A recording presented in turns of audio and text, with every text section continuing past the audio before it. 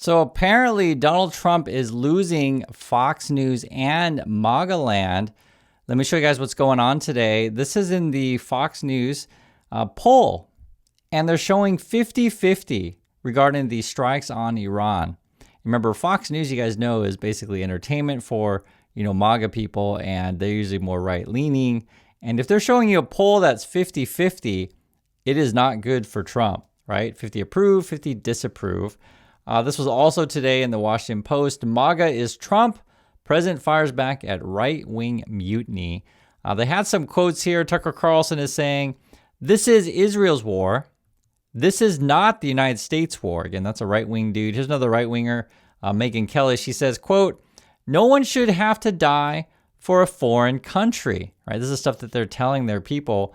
Matt Walsh is another conservative person. He says, "I can't take the gaslighting guys. I really can't."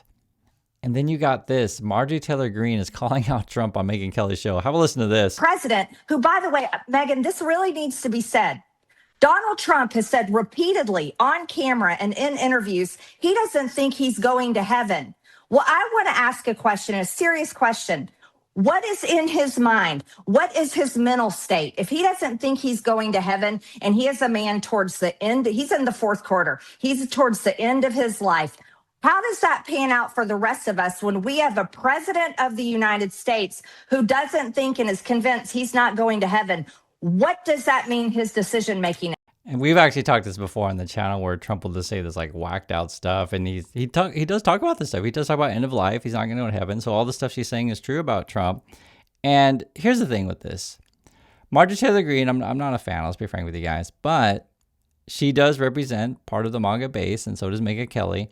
And if you know anything about these MAGA people, they have to be told what to think, basically, right? They don't really understand anything about the world. And so then they basically have these cult-like affiliations with certain influencer people like Marjorie. And they basically tell them how to think. And if you're starting to point out like factual things that, hey, Trump's a wacko, they may actually see it. This may actually work, right? He already said to the New York Post today that he doesn't care about the polling. He doesn't care about what the American people think, and he may put troops on the ground. He took this is going to be a few-day war, to now it's going to be maybe 4 weeks or more. I want to say, what is happening to the man that I supported, you supported, the man that denounced what happened in Iraq, the man that said no more foreign wars, no more regime change, promised it on the campaign. J.D. Vance promised it. Tulsi Gabbard promised it. All of them promised it. And we're a year in, and we're in another war, and we've got American troops being killed.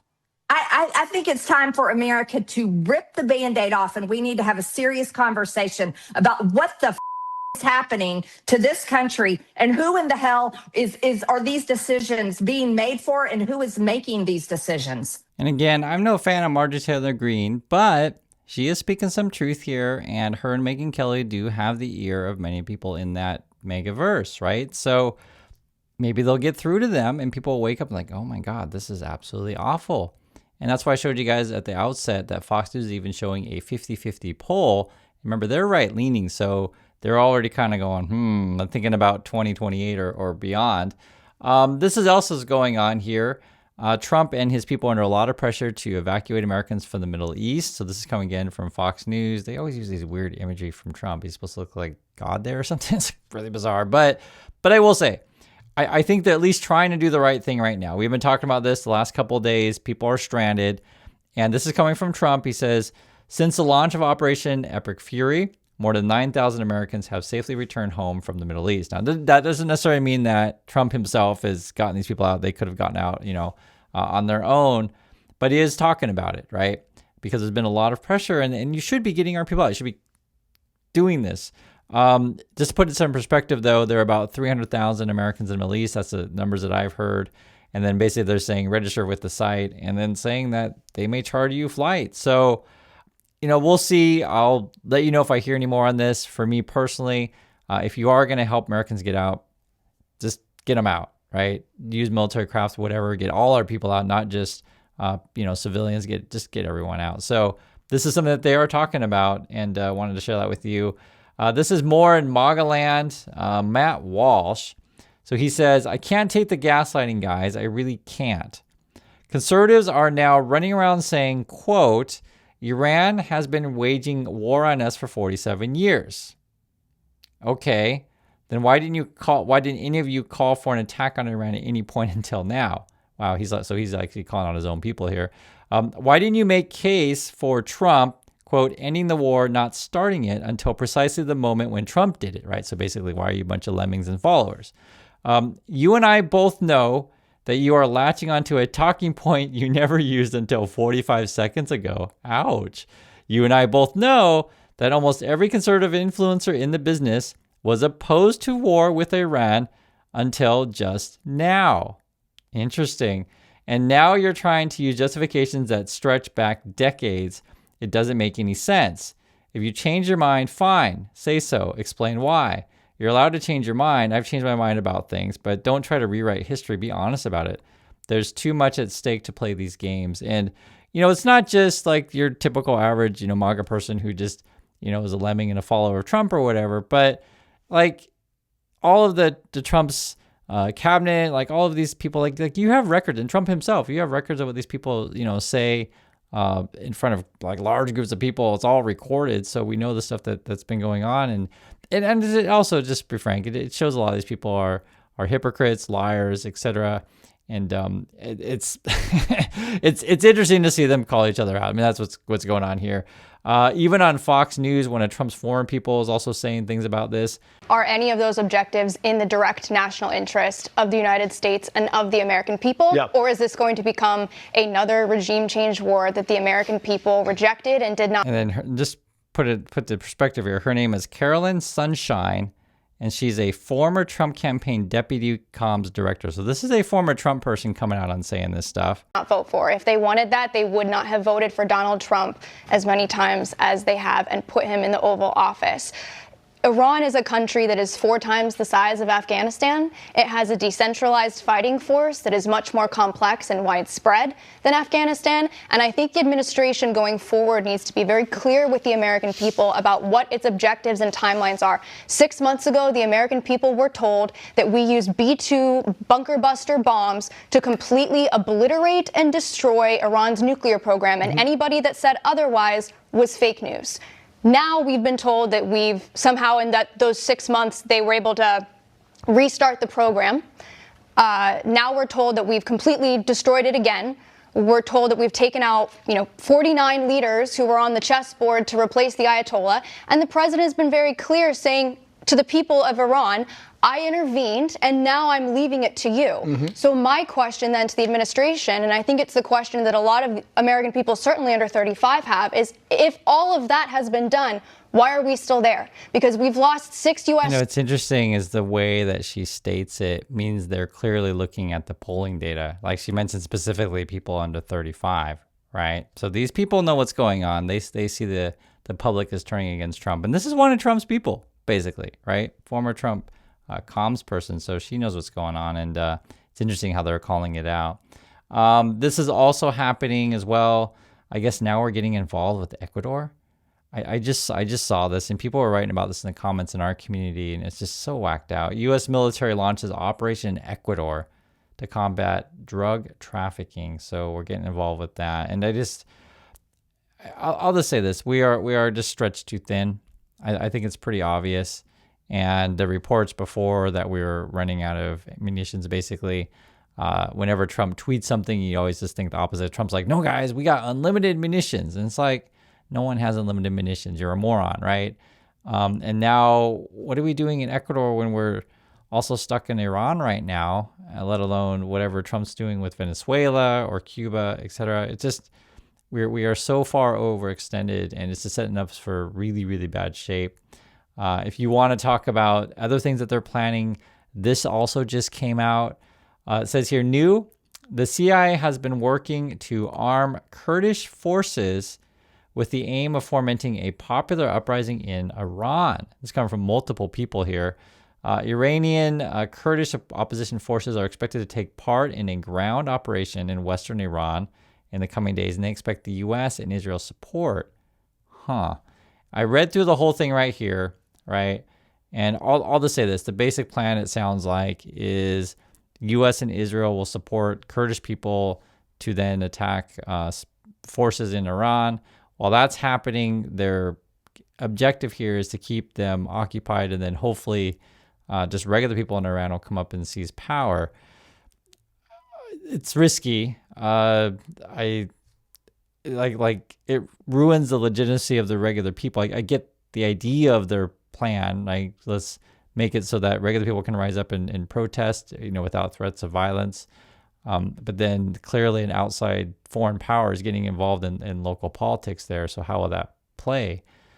Just imagine, just for example, Canada comes in, is like, okay, we'll attack ICE for you. Just for example, Canada attacks ICE, and then we can allow, people to rise up and protest in peace. But it's like literally a foreign power is doing that. So and this is a complicated situation with the Kurds. The Americans have a long history of basically leaving them out to dry, like making promises and not keeping said promises. So I would be very leery if I'm Kurdish to get involved, because basically the way it is that American politics can change very quickly, and they can just change their mind and just cut them off. So we'll see. I'm just telling you what it is. I'll just leave it at that. Also, what's going on here? Israel is saying here they vowed that any leader chosen by Iranian regime would be a clear target for elimination. So they're basically saying any leader that you pick, we're going to kill. So then, like, okay, how are they going to do anything over there? It's the whole thing is crazy. I mean, this, for example, I guess then the plan would be, if you're going to have some sort of election or something like that, then are you going to then, basically try to put your puppet in place? That's probably the plan, I'm sure. And it's just, the list goes on. Here's more exclusive, and this tells you about the state of the war. The Trump administration plans to meet with executives from the biggest U.S. defense contractors at the White House on March 6th, so it's in a couple of days, to discuss accelerating weapons production. So I think we're short, right? As the Pentagon works to replenish supplies after strikes on Iran and several other recent military efforts. I think they wanted to boost production of, missiles and such, but I mean, the rate of fire that we're doing this, and also too, it's, I just want to make this clear, guys, this stuff's really expensive, Why is it that we don't have enough money for healthcare? We don't have enough money for food for people. We don't have enough money for the infrastructure, but hey, we always got money to fight more wars, always got money to build more missiles, and I always make it just really clear. This is why your life doesn't improve in the USA. You divert all your resources, stuff like this, and you have a unfair tax system where people like Elon Musk and such can abuse it. And it's so sad, the whole situation. You try to explain this stuff to MAGA, just like talk like normal people about this stuff. And, the only people that they listen to is people like Marjorie Taylor Greene or Megyn Kelly or whatever, who have to like spat out conspiracy and like yell and, talk the way that they do. But at least they're saying stuff that at least makes sense today, It'll probably change tomorrow what they say, but it is what it is. But yeah, that's sort of where we're at. Trump needs to get more weapons, and so he's talking about weapons manufacturers to do that. And apparently we have money for that. Listen to this. This is a Congress. They're going to try to stop Trump. This would be Representative Gabe Amo. Last week, Donald Trump chose war. Instead of lowering costs for Rhode Islanders, he's spending billions bombing Iran. American service members have already lost their lives, and Americans are in danger at home and abroad. And the risk of a wider war is growing by the minute. The American people do not want Trump to drag us into another foreign conflict. Even Trump promised to end forever wars when he sought the presidency, but by bombing Iran, he broke that promise. There was no vote in Congress, no clear objective, and no day after plan. Iran cannot have a nuclear weapon, and I shed no tears for Khamenei's death. But the Constitution is clear. Congress decides when we go to war, not one man. So here's what we're going to do. I'm joining my colleagues to force a vote on a war powers resolution. You might ask what that means.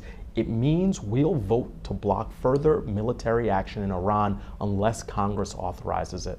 So I'm voting yes on the war powers resolution to stop this madness. We need every member of Congress to do the same. So apparently they're going to call a vote, the Senate to vote on forcing Trump to end strikes, and we'll see how this vote plays out. I don't think there's going to be many Republicans that cross the line. Remember, Republicans have the majority. Maybe like a Rand Paul or something may come over, but we'll see. And also it forces Republicans to go on the record of basically supporting an illegal war, which will hurt them in the midterm. So will this be effective to stop Trump immediately? I don't know. It depends on what Republicans want to do. Will hurt them in the long game, yes. And this is just what it is. And I know a lot of people get really, really angry at this stuff. I understand, because our system, it just feels like, how can you just let Trump do this stuff? Like, why don't you do your job to, put checks and balances on the dude? But this is what the Republicans want to do. They want to, I'll just say, lay in bed with the Trumpers. But you never know. If the MAGA land in their district start calling the phone and be like, get our people out, which is a pretty reasonable thing to say, don't drag us into a forever war. And they might. I mean, you never know with MAGA these days. Like that's why Marjorie Taylor Greene and Megyn Kelly discussion, or the Matt Walsh thing, or the Tucker stuff, you never know. So don't give up hope yet, guys, that that people will do the right thing. It's possible. And if not, get them out of office and get better people. And I know it's not as fast as you'd like it. And I'm right there with you. I get it. It's like, how can you let Trump do the stuff in any normal country? You remove the guy already. Try this. I mean, it just, I want to hear from you in comments. Like, could you try this in Germany or in the UK or in Canada, where just like all by yourself, your prime minister's like, okay, we're going to move all the military and we're going to start a war with whatever country you feel like. Could you imagine just bypassing parliament? It's crazy, right? This whole thing is nuts. And I'll just say this. You're not alone, and more people can see it. And this is why I showed you guys this too. Even Fox News is starting to turn on Trump. They're even showing 50-50, which is pretty crazy. So that's what's going on. I'd like to hear your thoughts, and I'll catch you on the next video.